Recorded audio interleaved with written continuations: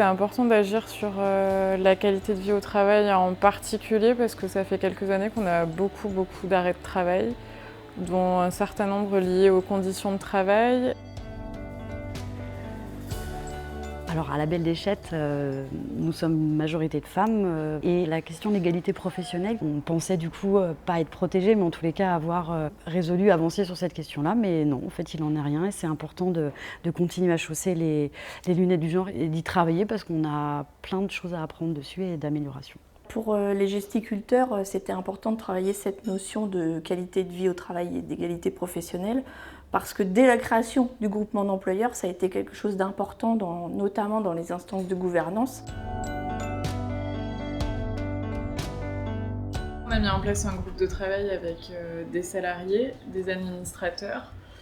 On a essayé de faire attention à l'égalité homme-femme, l'ancienneté aussi dans l'association, le type de poste pour que tous les secteurs soient aussi représentés, parce qu'on est une grosse asso. Comme élus et salariés étaient tous représentés au sein du groupe de travail, il n'y a rien qui pouvait faire objet d'une impasse si certains voulaient absolument que cette question soit traitée. Grâce à la méthode pas à pas en fait, de poser des états des lieux, ensuite pour le diagnostic aller vraiment peigner, aller faire chercher la cause, ça a permis de voir qu'on pouvait un peu mettre d'aération dans cette pelote de problèmes pour pouvoir justement les discuter. Et une fois que cette posture plutôt rassurante et sereine s'est mise en place, les discussions ont pu vraiment beaucoup plus émerger. Le fait d'être accompagné, ça nous a permis déjà de poser le temps de travail parce que sinon on est vite rattrapé par le quotidien et puis on se donne pas forcément les moyens de poser ce temps-là de travail, surtout quand on parle de charge de travail déjà très importante,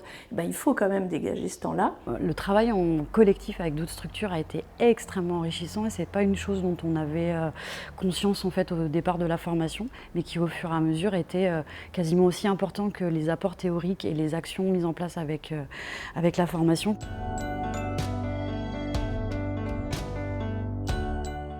On s'est concentré du coup au niveau du chantier en priorité sur l'intégration des nouveaux salariés. C'est le premier chantier qu'on a attaqué.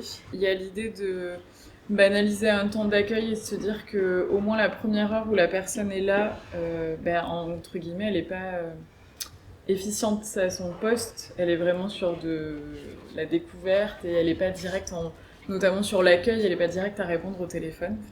On était sur des choses comme ça. Là, on est encore sur des idées. Donc l'idée, c'est qu'on montre vraiment aux autres collègues qui suivent ça de loin qu'on essaye des choses. Après, elles marcheront pas, mais au moins qu'on essaye.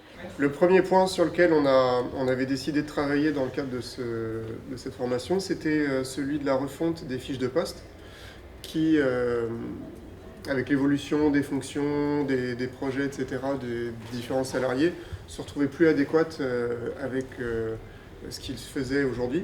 On ne peut pas répondre à tous les besoins, mais en tout cas, on peut répondre à certains. Et ça permet au moins pour les salariés de se sentir entendus. Et même si tout ne peut pas être résolu dans l'instant, des choses pourront l'être dans le temps. Et ce qui a émergé et qui est une vraie réussite en fait pour nous, ça va être sur la question du dialogue social. C'est qu'on a réussi à poser l'endroit et les conditions du dialogue social pour justement faire perdurer cette envie de travailler à tous ensemble en fait sur les solutions.